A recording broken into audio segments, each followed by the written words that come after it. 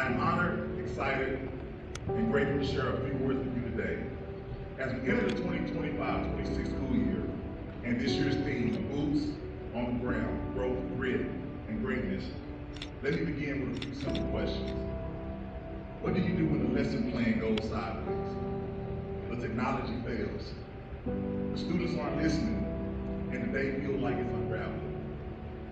What do you do when the plan changes? The system shifts. The pressure mounts and nothing seems to be working the way it should. I ask those questions because how you respond in those moments, not just in the celebrations or the big wins, defines and reveals the heart of an educator. Today I want to speak to the core and essence of who we are and what we do, through the theme words, growth, grit, and greatness. The first word, growth. Growth is not just what we teach, it's who we are and what we stand for. A growth mindset says, I can learn, I can improve, I can adapt. Growth is the lifeblood of a strong student culture. It's being open to new methods, new technology, and new ideas. Whether you're teaching, leading, supporting, coaching, or counseling, growth means you're not stuck. As educators, we are lifelong learners.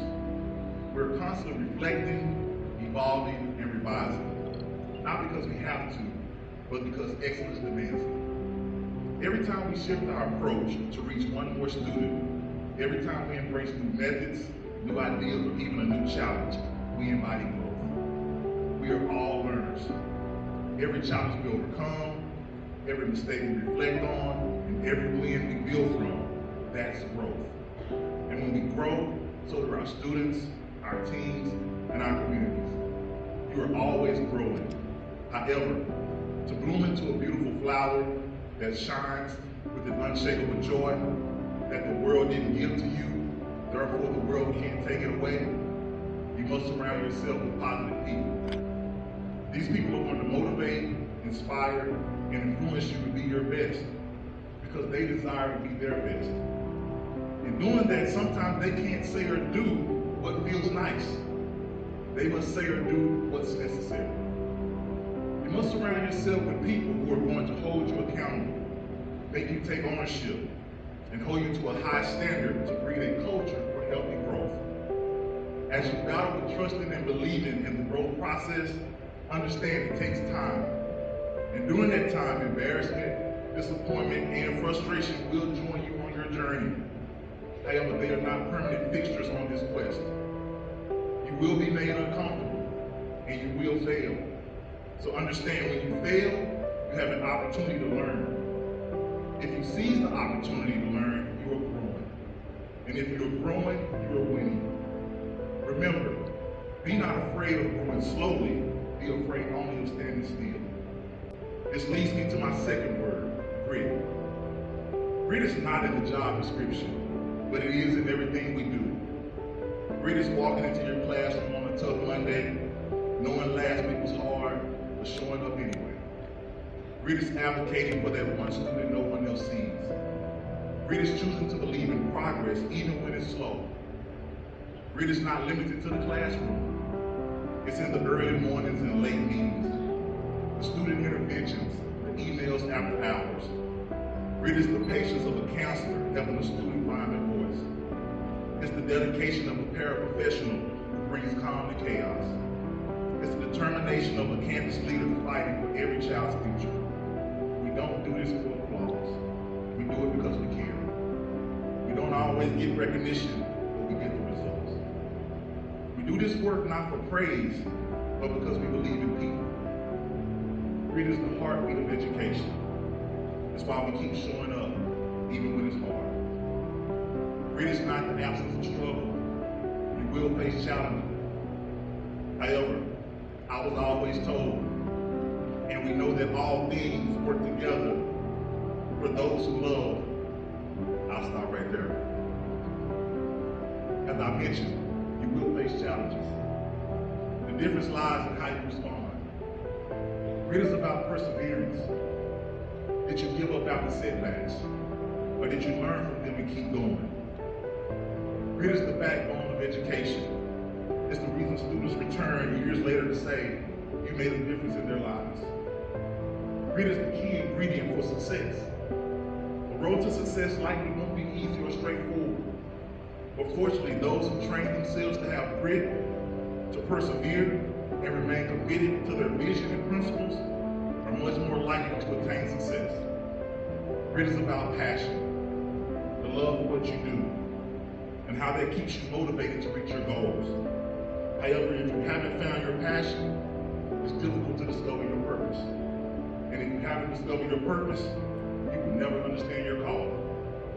For example, there were 3 bricklayers. Each was asked, what are you doing? The first said, I'm laying bricks. The second says, I'm building a wall. And the third says, I'm building a home for my family. The first bricklayer has a job. The second has a career. The third has a calling. The difference between a job, a career, and a calling lies in how you perceive the work. These 3 individuals are doing the exact same thing. However, their responses reflect different perspectives. How you view the work can completely change your experience.